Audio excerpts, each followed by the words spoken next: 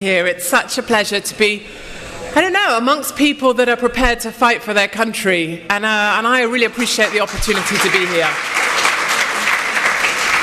A couple things I should clear up really before I start. First up, I'm not Milo. And neither, slightly more offensively, am I Milo's mother. Also, for the record, some people on the Democratic side of things say that I'm a crap Ellen DeGeneres. I'm not her either. Actually, I'm not even gay. I just have short hair. Those are two different things. I am a straight, white, conservative female with one husband and 3 children under 30. And where I come from, back in Blighty, that virtually makes me an endangered species. I'm on the extinction sort of list, the list of animals that are due for extinction. I'm up there with the black rhino. And he has an advantage because he's black. Black Lives Matter, people. In fact, the threat against me has become a little bit more real of late. I've been kind of under attack myself, I suppose, as so many of us have. Only last week, a lovely lady called Madia Haraha. If I got that wrong, I don't apologize. And her partner, they're British, of course.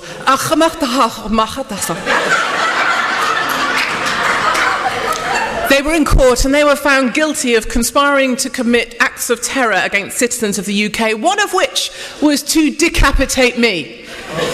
Yes, ladies and gentlemen, Miss Islamic Extremist 2017 had been romancing a jihadi, and as her wedding gift, she wanted my head on a plate. I was at the top of her list because I am the biggest bitch in Britain. Yes, I am. She bought him a hunting knife, she bought him a plastic dummy to practice his stabbing skills on, and they chatted about the glorious day on WhatsApp.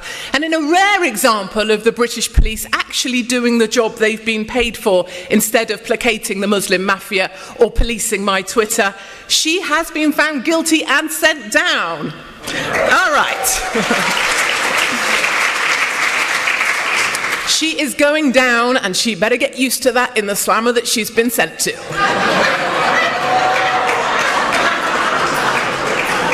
And I live to fight another day. And so here I am, and my message to you resonates with what the boys were saying. I was thinking they're a bit like the 3 wise monkeys, those guys, aren't they? Except they do hear it, they do see it, and they do say it. So thank God for them. But my message is simple. Do not let this great country become the United Kingdom. Do not allow America to fall as Europe has fallen. Look at us. Let us be a warning. Be better than us. I've watched my country fall apart, and I want to warn others before they let their country do the same. And believe me, I love my country. I'm not quick to talk it down. I was sponsored through university by the Intelligence Corps. I passed out of the Royal Military Academy Sandhurst to serve my country as an army officer. We went in as a troop of 32 girls. We came out as 8 more or less men. Oh yeah.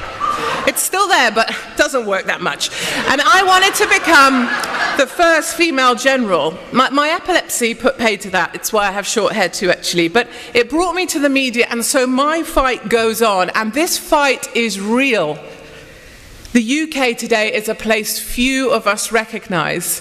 I get letters and emails, really upsetting ones, from 60 and 70-year-olds struggling to make sense of the country they love. Like my mum and dad, they ask me, has the world gone mad? How is this all going to end up? Where does this stop?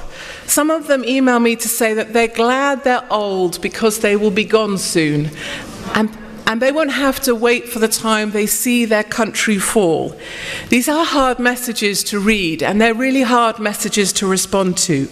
And believe me, I am wary of painting too depressing a picture. I have not come here to be part of the fear. I have not come here to talk my country down or to fail to see the good in Britain, but there are some blunt truths I believe it is my duty to tell.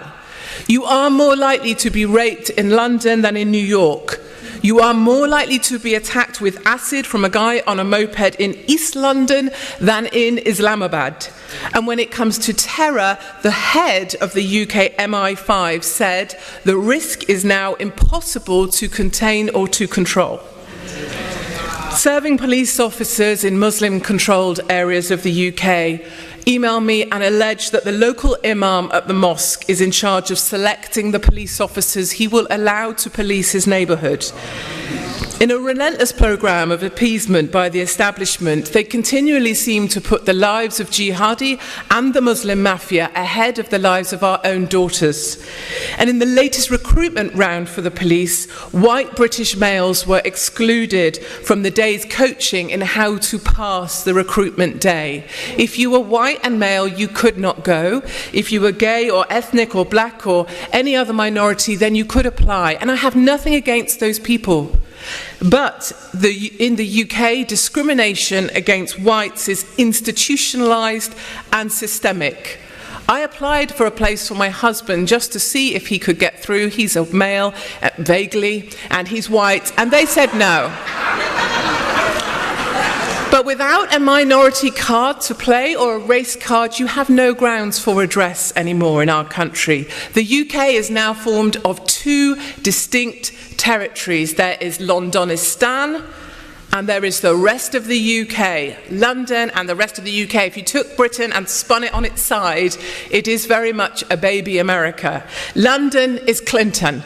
London is California, the bad bits, and all the good bits I see are here today. London is Bill de Blasio's New York, and he's an utter cockwomble if ever I met one. He may be tall, but he is the smallest man I know. And then there is a better place. There is a place called the rest of the UK.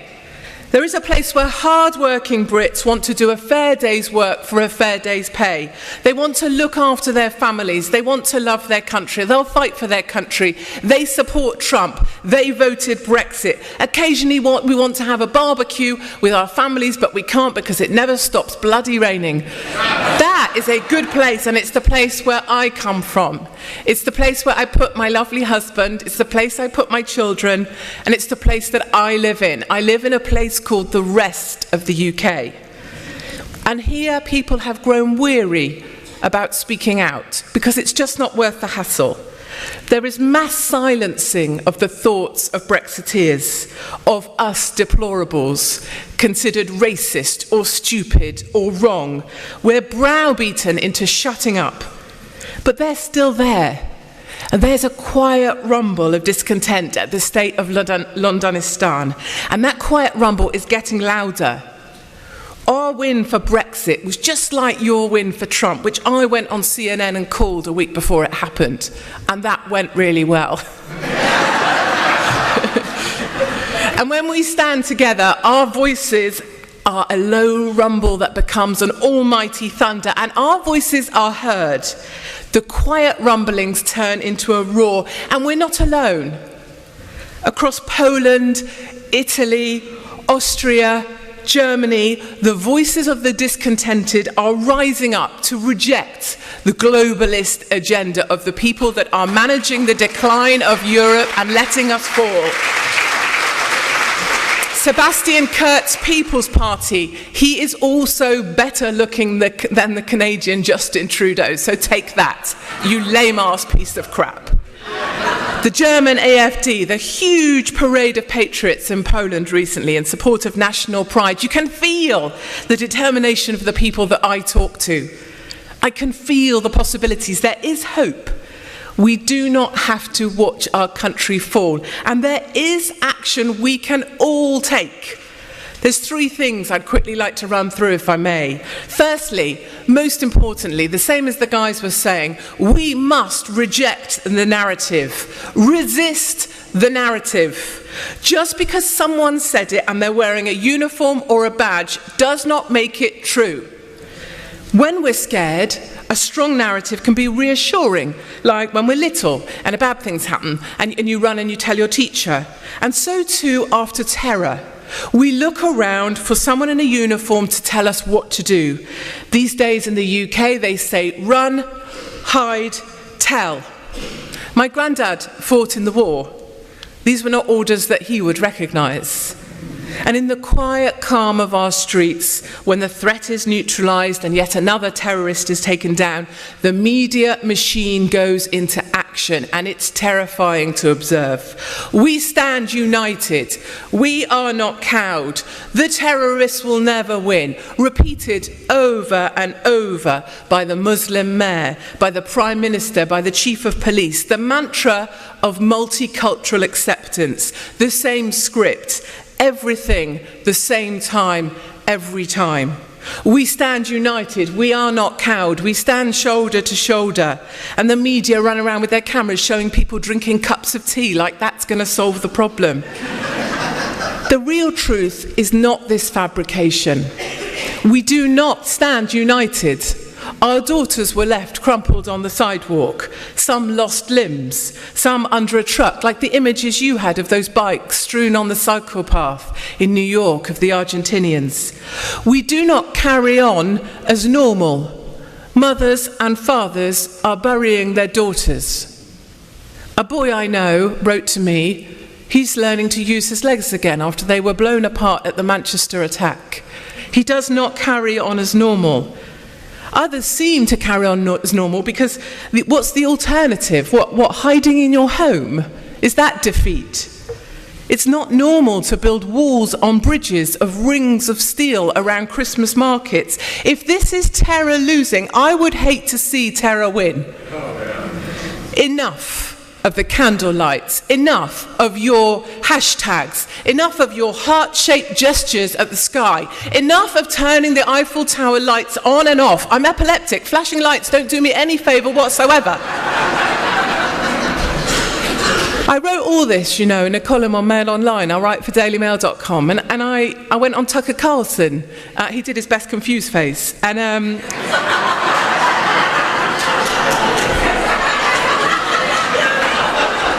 Tucker, quit that. Tucker, you're my mate. You do not have to put on a confused face just because we're on telly. And for the crime of this column, which was a précis of what I just said, I was reported to the British Metropolitan Police for hate crime and inciting violence against Muslims. We can reject the narrative. 2, we can commit to arm ourselves.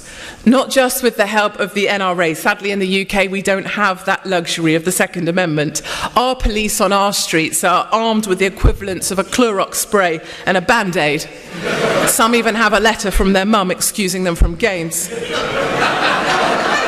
But we can arm ourselves with information. Information that we find closest to the source, not information fed through the liberal filters of Google or the Californian Fruit Loops at Facebook. We must look for our own truths.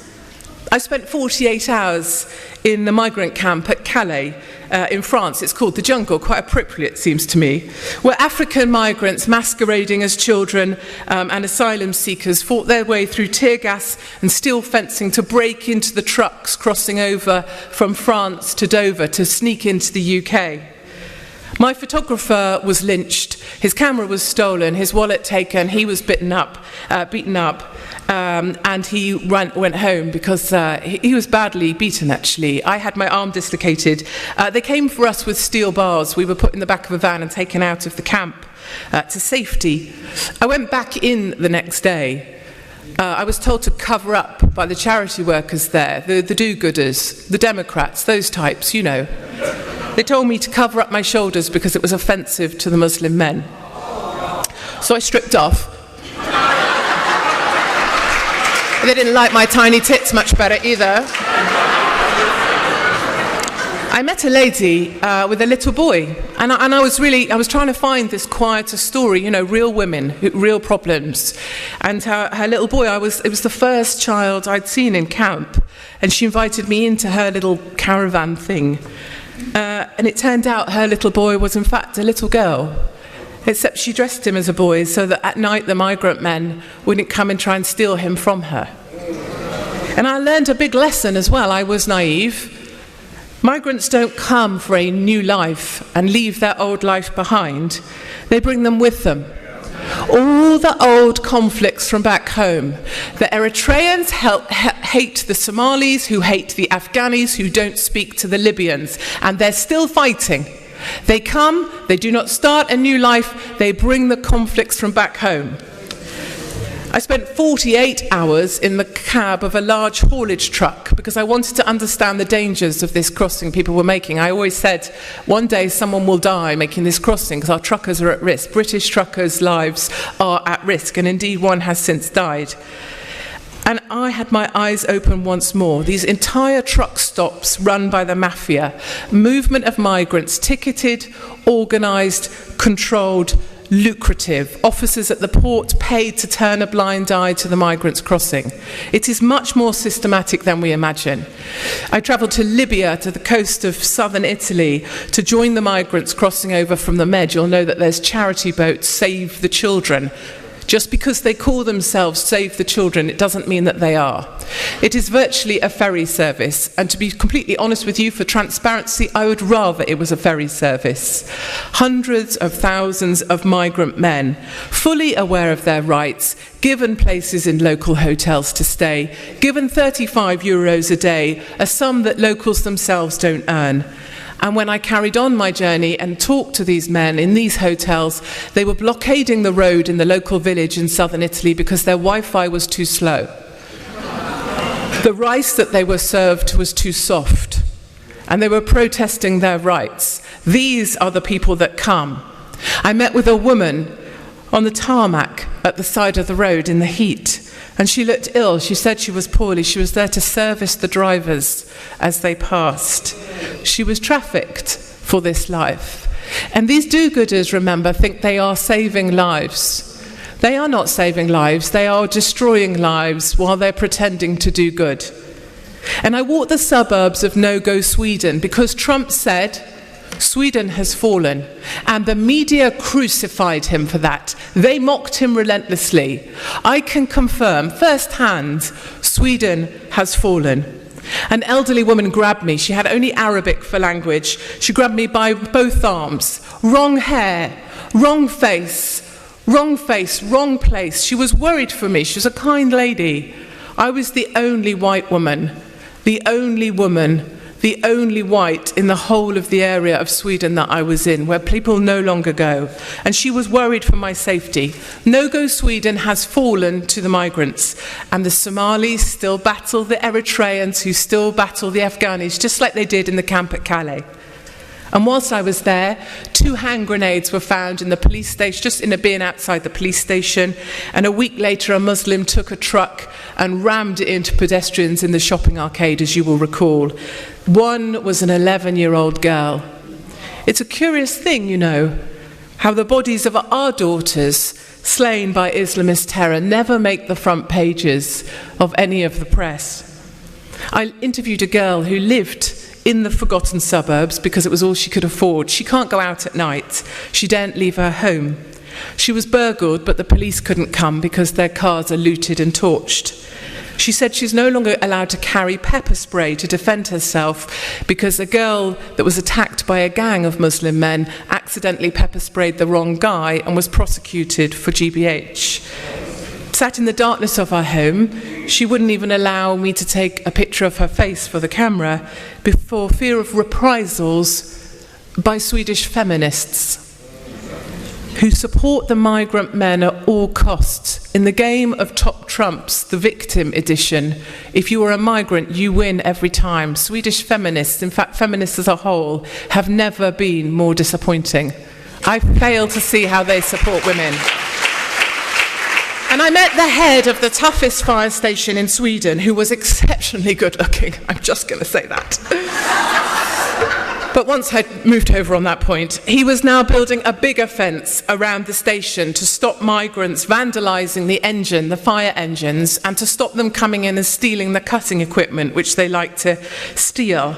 I asked him whether walls like this were our future, and he looked at me really strangely. He was surprised. He said, "No, it's too late for that. We no longer build walls to keep people out. Going forward, we will build walls to keep the people that we love in." And that, it still gives me the shivers now, actually. And these are my truths. These come straight from the mouths of men and women who live this stuff every day. No filter, no lens, no censorship, no Google ranking, no New York Times. And next up for me, I want to go and join the white farmers of South Africa who are being systematically cleansed from the country by blacks there. And this way we find our own truths. If we can resist the narrative, if we can, just by speaking to people we know, doctors, nurses, teachers, people in the street, people that have got problems, we can find our own truths. We will have the story of the people who will have the power. And then finally, the third arm of this thing is that we have to have the moral courage to fight. We have to somehow find the strength to withstand the constant attacks that we faced. And Trump is the Jedi Master at this game. I love him. We know what it's like to be ostracized by friends who don't like our opinions. People can be unkind. The media can be merciless. But we all need to find the moral courage to stand strong. You know, I have battles of my own, of course. I have Mrs.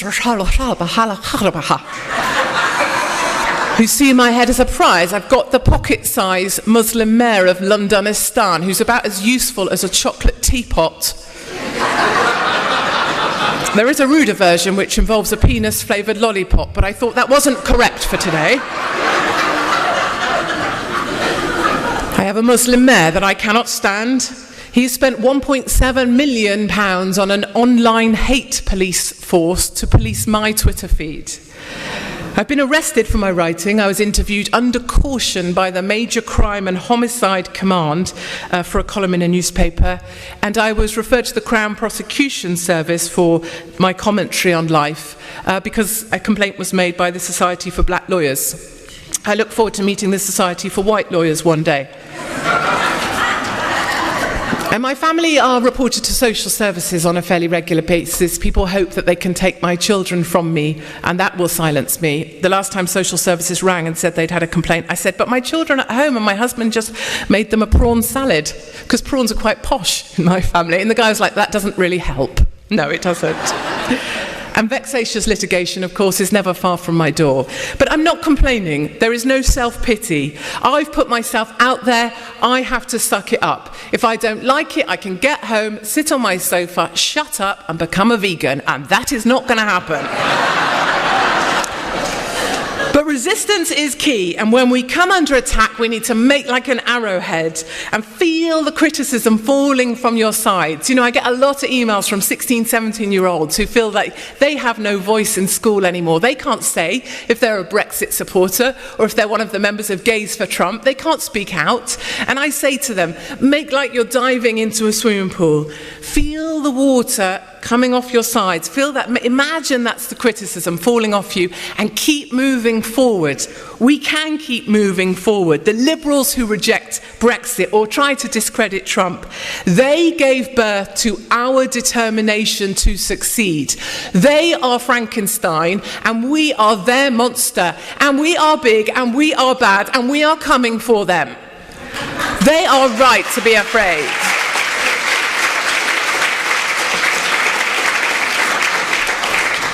We can do this. Yes, we can. If only I was black, that would work so much better. We can commit to refuse the narrative. We can commit to arm ourselves with our truth, with no liberal filter. And we can commit to have the moral courage under attack to keep moving forward. This is our time. Do not become like Britain. Get furious and fight back. Thank you very much.